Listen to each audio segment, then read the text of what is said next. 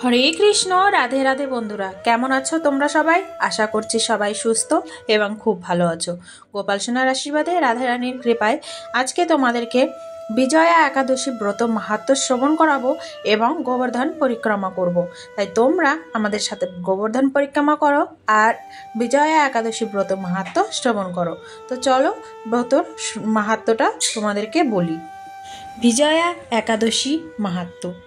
স্কন্দ পুরাণে এই একাদশী মাহাত্ম্য এইভাবে বর্ণিত রয়েছে। মহারাজ যুধিষ্ঠির শ্রীকৃষ্ণকে বললেন, হে বাসুদেব, ফাল্গুন মাসের কৃষ্ণপক্ষের একাদশীর মাহাত্ম্য অনুগ্রহ করে আমাকে বলুন। শ্রীকৃষ্ণ বললেন, হে যুধিষ্ঠির, এই একাদশী বিজয়া নামে পরিচিত। এই একাদশীর সম্পর্কে একসময় দেবর্ষি নারদ স্বয়ংভূ ব্রহ্মাকে জিজ্ঞাসা করেছিলেন। তিনি এই প্রসঙ্গে যা বলেছিলেন তা আমি এখন তোমাকে বলছি। এই পবিত্র পাপ বিনাশকারী ব্রত মানুষকে জয়দান করে বলে বিজয়া নামে প্রসিদ্ধ। পুরাকালে শ্রীরামচন্দ্র 14 বছরের জন্য বনে গিয়েছিলেন। সীতা ও লক্ষ্মণের সঙ্গে তিনি পঞ্চবটী বনে বাস করতেন। সেই সময় লঙ্কাপতি রাবণ দেবী সীতাকে হরণ করে। সীতার অনুসন্ধানে রামচন্দ্র চতুর্দিক ভ্রমণ করতে থাকেন। তখন মৃত্যুপ্রায় জটায়ুর সাথে তার সাক্ষাৎ হয়। জটায়ু রাবণের সীতাহরণের সমস্ত বৃত্তান্ত রামচন্দ্রকে জানিয়ে মৃত্যুবরণ করল। এরপর সীতা উদ্ধারের জন্য বানররাজ সুগ্রীবের সাথে তিনি বন্ধুত্ব স্থাপন করে। ভগবান রামচন্দ্রের কৃপায় হনুমান লঙ্কায় গমন করেন। সেখানে অশোকবনে সীতাদেবীকে দর্শন করে শ্রীরাম প্রদত্ত অঙ্গনীয়র আংটি তাকে অর্পণ করে। ফিরে এসে শ্রীরামচন্দ্রের কাছে লঙ্কার সমস্ত ঘটনার কথা ব্যক্ত করেন। হনুমানের কথা শুনে রামচন্দ্র সুগ্রীবের পরামর্শে সমুদ্র তীরে যান। সেই দুস্তর সমুদ্র দেখে তিনি লক্ষ্মণকে বললেন, হে লক্ষ্মণ, কিভাবে এই অগাধ সমুদ্র পার হওয়া যায় তার কোনো উপায় খুঁজে পাচ্ছি না। উত্তরে লক্ষ্মণ বললেন, হে পুরুষোত্তম, সর্বজ্ঞাতা আদিদেব আপনি, আপনাকে আমি কি উপদেশ দেব? তবে বর্গদালব্য নামে এক মুনি এই দ্বীপে বাস করেন। এখান থেকে 4 মাইল দূরে তার আশ্রম। হে রাঘব, আপনি সেই প্রাচীন ঋষিশ্রেষ্ঠকে এর উপায় জিজ্ঞাসা করুন।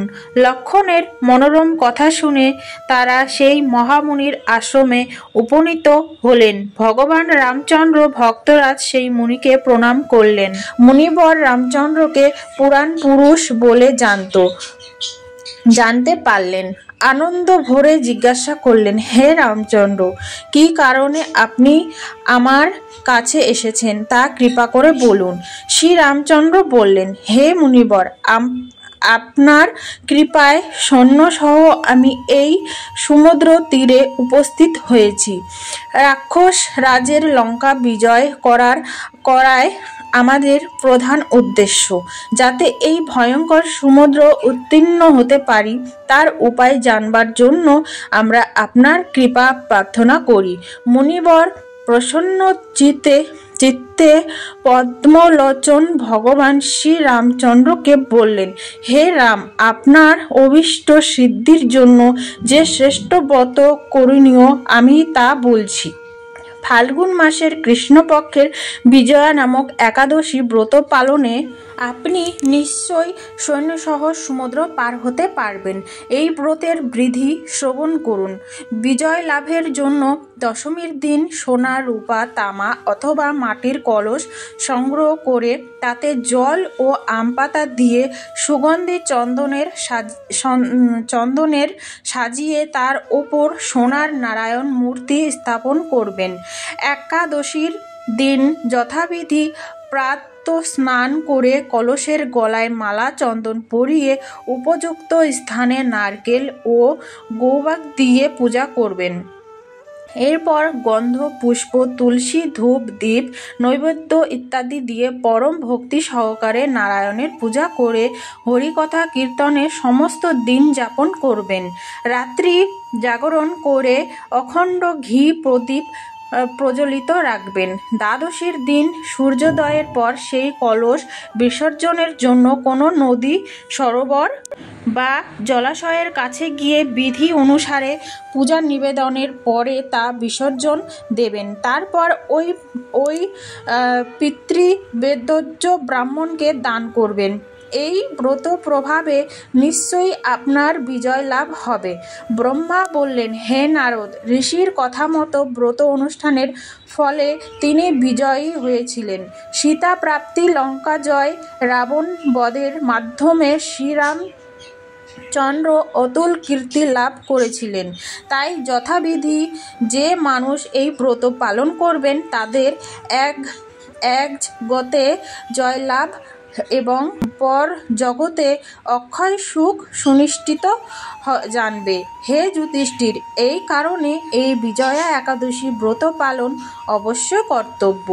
এই ব্রত কথার শ্রবণ কীর্তন মাত্রই বাজি পেয়ে যজ্ঞের ফল লাভ হয়। রাধে রাধে বন্ধুরা, হরে কৃষ্ণ। তোমাদেরকে বিজয়া একাদশী ব্রত মাহাত্ম্য শ্রবণ করালাম। অনেকের প্রশ্ন থাকে যে দিদি, আমরা তো মাছ মাংস খাই, তাহলে মাছ মাংস খেয়ে কি একাদশী করা যাবে? অবশ্যই করা যাবে বন্ধুরা। একাদশীর আগের দিন থেকে একদম পারণের দিন মানে দ্বাদশীর দিন অবধি তোমরা নিরামিষ খাবে।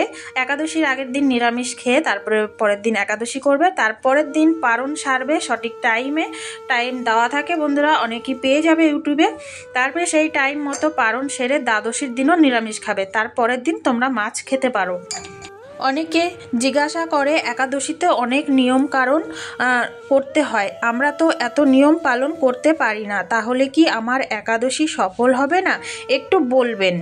তো বন্ধুরা, তোমাদেরকে একটা কথাই বলবো, ভগবদ গীতায় পরমেশ্বর ভগবান শ্রীকৃষ্ণ বলেছেন, ভগবত ভক্তির অনুশীলন যদি যথাযথভাবে নেওয়া হয় তাও বিফলে যাবে না।